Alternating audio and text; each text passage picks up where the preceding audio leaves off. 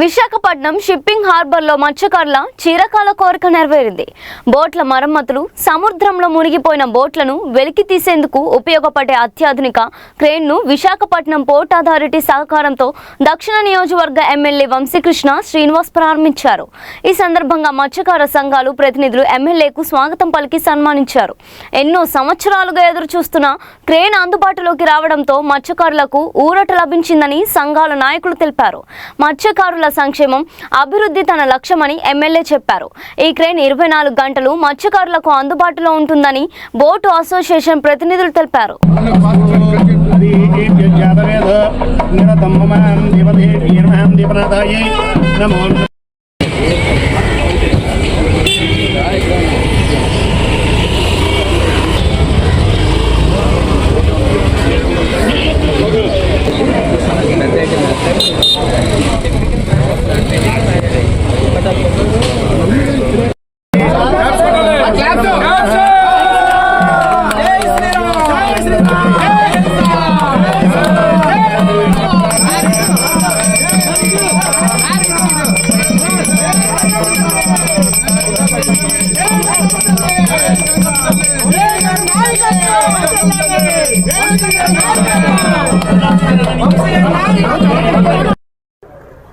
వేదిక మీద ఉన్న గౌరవ పెద్దలు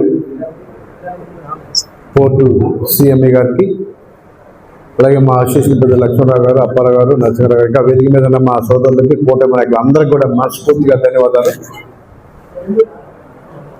ఎన్నో సంవత్సరాలుగా ఇబ్బంది పడుతూ ఏదైనా ప్రమాదం జరిగినా లేకపోతే ఏదైనా రిపేర్ వచ్చినా కూడా బోట్ని బయటకు తీసుకోవడం లేకపోతే వాళ్ళ పెద్దగా చాలా ఇబ్బంది పడేవారు.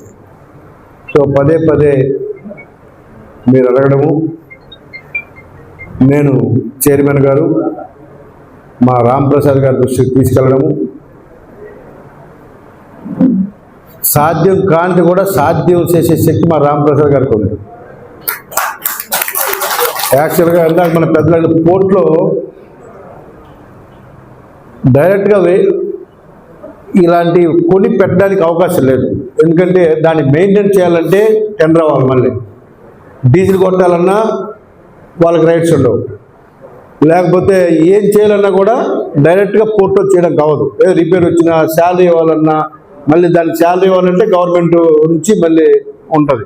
సో దానికి అన్ని ప్రాబ్లం. దానివల్ల మనకి ఏదైనా ఫెసిలిటీ కల్పించినప్పుడు టెండర్ వేసి టెండర్ ద్వారా మనకు కావాల్సినటువంటివి వాళ్ళు ఏర్పాటు చేస్తారు. సో రేపు మళ్ళీ అది కొనిచ్చిన మీకు మెయింటెనెన్స్ లేకపోతే రకరకాల ప్రాబ్లమ్స్ మీకే, అది మెయింటైన్ చేయాలంటే చాలా ఖర్చుతో కూడుకుంటుంది.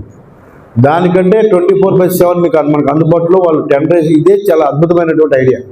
సో ఆ ఐడియా ఇచ్చి ఇవాళ మనందరం హ్యాపీగా ఉండడానికి కారణమైన పోర్ట్ ట్రస్ట్ యాజమాన్యానికి, ముఖ్యంగా మా రాంప్రసాద్ గారికి ప్రత్యేకంగా ధన్యవాదాలు.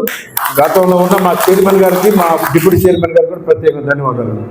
ఇది ఈరోజు ఇక్కడ ఉందంటే ముఖ్యంగా ఇదే కాదు, నాకు గత 25 years నుంచి నాకు ఆప్త మిత్రులు ఆయన. మేమిద్దరం ఒకేసారి జర్నీ స్టార్ట్ అయ్యాం పోర్ట్లో దగ్గర. సో ఆ రోజు ఈ రోజు వరకు కూడా మా ఒకే బంధం. దానివల్ల నేను ఇక్కడ ఏదైనా హార్బర్లో కానీ లేకపోతే ఏదైనా పబ్లిక్ ఇష్యూస్లో ఉన్నా కూడా నాకు ఇమ్మీడియట్గా అవడానికి కారణం కూడా మా రాంప్రసాద్ గారే. నేను ఇంకెవరు ఫోన్ కూడా చేయను, నేను ఇంకెవరితో మాట్లాడుకోవడం ఫస్ట్ కాల్ ఆయనకే చేస్తా. ఏదైనా సలహా కావాలన్నా లేకపోతే చేయండి సార్ అని చెప్పి ఆయనకి చెప్తాను కానీ. సో ఇవాళ ఈ హార్బర్ని కూడా అతి త్వరలోనే, ఇంకా ఇది ఆక్షన్ హాల్ ఒకటి పెండింగ్ ఉంది, దాన్ని కూడా త్వరలోనే కంప్లీట్ చేయడం జరుగుతుంది. ఇంకా సిఈ గారి దృష్టికి రాంప్రసాద్ గారు ఎప్పుడు చెప్పారు, సిఈ గారి దృష్టి తీసుకెళ్ళి ఇక్కడ రోడ్స్ కానీ చిన్న చిన్న పాత పిల్లలను తీసి నీట్గా విశాఖపట్నం పోర్ట్ ఒక హార్బర్ ఒక అద్భుతంగా ఉంది. ఇక్కడే బిజినెస్ చేసుకునే వాళ్ళకి కానీ మా మత్స్యకారుల సోదరులకు కానీ ఎవరికి కూడా ఇబ్బంది లేదు. ఒక సింగపూర్ లేకపోతే మలేషియా ఏరియాలో హార్బర్స్ ఉంటాయి హైటెక్, ఆ విధంగా తయారు చేయడం లక్ష్యంగా మేము పనిచేస్తాం కూడా మేము తెలియజేస్తున్నాం. మరి అలాగే పోర్టు వారి సహారంతో రానున్న రోజుల్లో మనకు ఒక ఇన్సిడెంట్ జరిగింది. అలా జరగకుండా ఉండడానికి, ఒక ప్రాణం ఖరీదు ఎలా ఉంటుందో మనందరూ తెలుసు, అది జరగకుండా ఉండడానికి మళ్ళీ అతి త్వరలోనే పోర్టు యొక్క సంబంధించినటువంటి అధికారులతో పాటు boat owners, marine police, fisheries వాళ్ళు, కోస్ట్ గార్డ్ వాళ్ళు వీళ్ళందరితో కలిపి ఒక చిన్న కోఆర్డినేషన్ మీటింగ్ పెట్టి